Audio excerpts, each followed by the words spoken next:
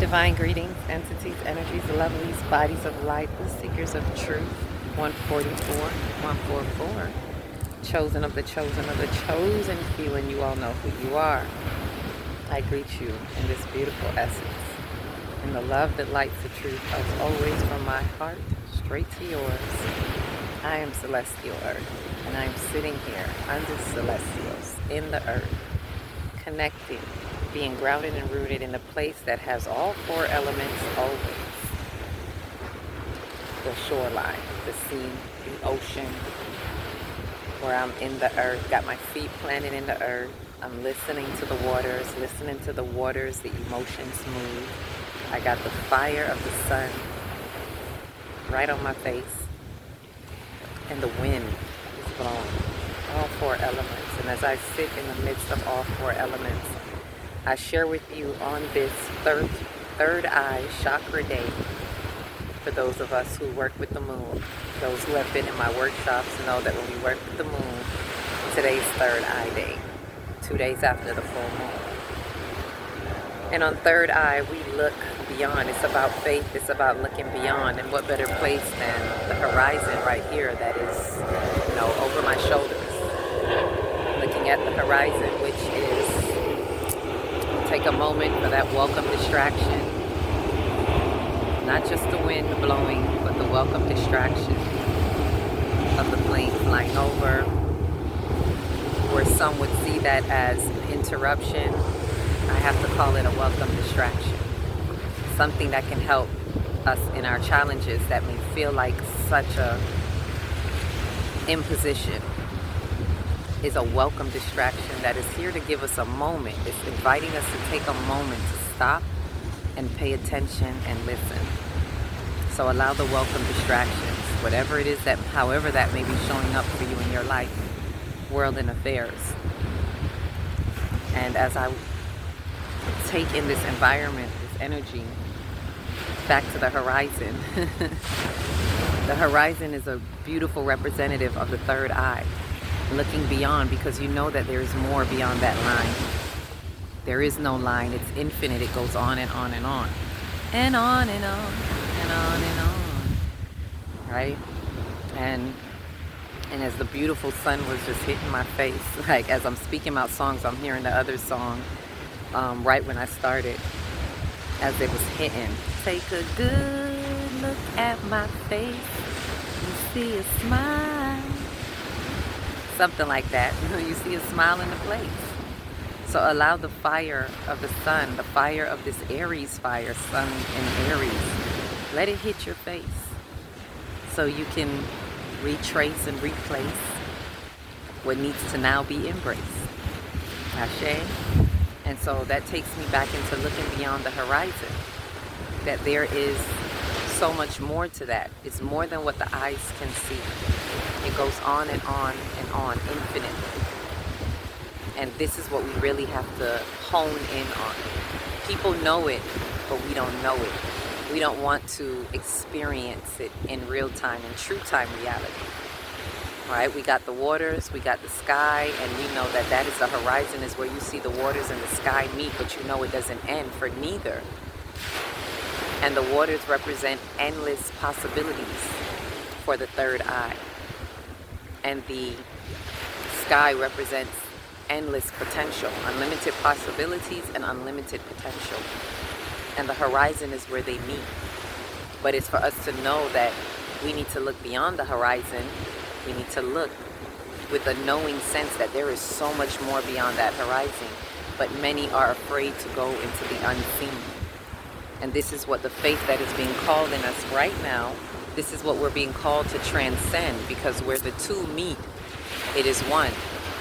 You transcend that duality and you enter into the one mind consciousness of infinite existence on that horizon. It's just a line that goes on and on and on, because really there is no line. But to our visible eyes, we see a line. We see where it appears that something stops. And so as I sat out here in meditation, literally with just my little blanket, a notebook, the first time that I've been back at the beach on this side since I've come back from Jamaica, and connecting back with the earth in this land where I stand. And just hearing the wind, feeling the energy of the emotion as it pushes the waves to rush ashore. And on the shore is our consciousness. The water represents our subconsciousness, and boy does it go deep. And we have to trust that whatever's in the depths from the unseen, we're willing to allow the waves to bring it onto the shores of our consciousness. And this is what is happening on the scene right now. So I'm sharing this third eye, infinite existence with us today. For those of us who have been going through it, feeling the energies. Another message was looking at the little bird. There were some little birds here, and it was like, see, have no fret for what you shall eat, because everything will be given unto you. Right? Birds representing those spiritual thoughts. Come into your spiritual thoughts and have no fret for what you shall eat. Meaning in the physical realm, have no fret, no worry, no concern for what you get or what you don't get, or how it may show up. But what the universe is asking us right now, through these frequencies, through these energies, after the full moon, have you seen? Have you come into a certain realization? Can you transcend? Can you see beyond the horizon? Are you allowing yourself to take from the subconscious, from the unseen, and see what is unseen as if you have it tangibly in front of you? I'm not talking about waiting. And this is why this message is coming, because I'm feeling like so many of us are waiting. We're waiting on something to show up within the scope of our understanding. We're waiting for it to look the way we want it to look, and we're completely missing the picture, the big picture, which is what Pisces is about, North Node in Pisces. Do you see the big picture? Do you see that in the spiritual house, it houses all of this, the celestial, the earth, and everything in it? In it, around it, through it. But can you see it? A lot of times we have a hard time in our meat suit, in our human suit, to be capped by that horizon line. And it's asking us to go beyond. And take a moment, welcome distraction again. Now take that time to listen to the ancestors in the wind, the wisdom in the wind, as that welcome distraction gives me a moment to go within. Again, reminding us, take that thing that you see as a sour lemon in your life and squeeze it into some sweet lemonade. And that sweet lemonade is understanding it as a welcome distraction. Let it give you the moment that you need to go within and expand your capacity to see beyond the duality and see that that duality has come to bring you the one mind consciousness and all of the abundance and the fruit thereof that comes with it. But we must detach as we enter into our crown tomorrow. The crown chakra is about removing detachment. So as we transcend, the third eye is about transcendence, removing ourselves from any fixed polarities, any fixed polarization, to come into a unification, a harmony through these dualities. Understanding that dualities are not supposed to be pinned up against each other, this or that, or in comparison, but rather to be integrated. The differences are complementary, not competition. It's not this or that, it's this and that. And that is true transcendence. And in the allness of that, when you truly transcend, you recognize the oneness. And therefore you are ready to enter into your crown. You can only enter through those gates and into those gates, your higher realms of your highest self, when you see no separation. But we have to stop seeing the blockages. So I ask of us as we step forward, as we look into the horizon, can you see it? Do you see what I see? Can you move yourself your ego out of the way, that is the next step. That is the crown. Right? The number one block of the third eye is illusions. Are we cutting through those illusions by the truth and clarity that we've gained in our throat chakra? And using that to cut through all illusions, which helps us with Neptune and Pisces, major shift into Aries, right? Cutting through the illusions, any illusions we may have built upon. That's what these frequencies, if they were hitting you real hard, that's what they were saying. Break out. Get out of your illusions right now, or you are going to build a new compound. You're going to build fantasies. You're going to build what you call dreams and aspirations that are really illusions that have been unresolved and undealt with. Because we're still doubling down in some type of duality. So when you break that block of illusion, you expand yourself into the higher realms of your intuition. That is all allowing the feminine energy. The waters are the feminine energies. Going into uncharted waters are the depths of the subconscious mind, which is your feminine quality, which holds and houses all memories, the memory complex, and embraces your intuition. Now you will allow yourself to trust your intuition when you cut through all illusions.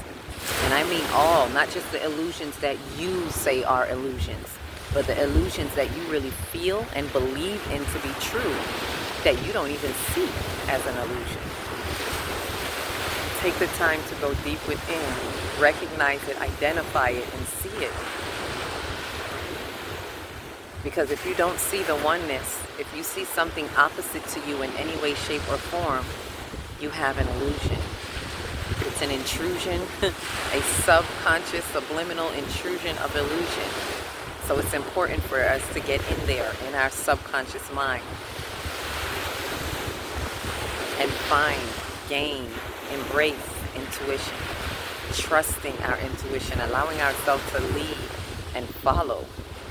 Lead with our intuition as well as being able to follow your intuition. Not being egoic by leading, but knowing and understanding, overstanding and understanding that we are to follow this intuition. If you truly trust it, then can you follow what intuition is whispering to you while your two eyes see no evidence of it, doesn't have a clue of what it's bringing along the shores for you? But let it touch your feet. Put your feet, like I did as soon as I came, put your feet in the water. Your feet represent understanding. Put your understanding in the water and let it bring it to the shores of your understanding. This is what we're being asked to dig real deep and do. And what I share with you as I face the sun and sit upon the horizon. Have the horizon on my shoulders. Ashe. So I share this point of view with you, and the chosen of the chosen few. This is light grid. Activate on the light grid. Remember, if you're not infusing with the light, then you refuse. And be prepared to be fried on the grid, but not right here. Not who are with me, those who do the work of the Father with me, those who do the work of the divine, of the celestials, of the heavens, of Source with me, are the ones who are in true infusion of this light grid activation. So let's activate while our flames ignite. Let's activate while we captivate. Ashe. Enjoy your view. Take a look over the horizon.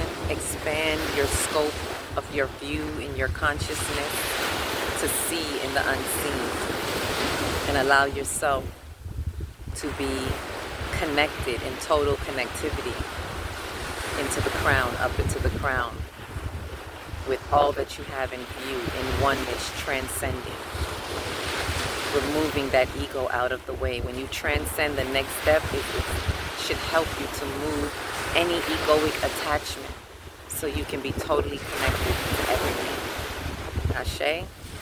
So with that said, I'm going to soak this up, and there's my little bird friend right there. Have no fear for what you shall eat, because it is all provided to you. Do not let the material world fool you. We are first and foremost spiritual beings living in a spiritual world governed by spiritual laws first and always. Ashe. Each one, reach one, teach one. If you don't know where to start, start in your big, beautiful heart right here. Shine your light from the inside out and be the candle that lights the next one and the next one and the next one. Love and light.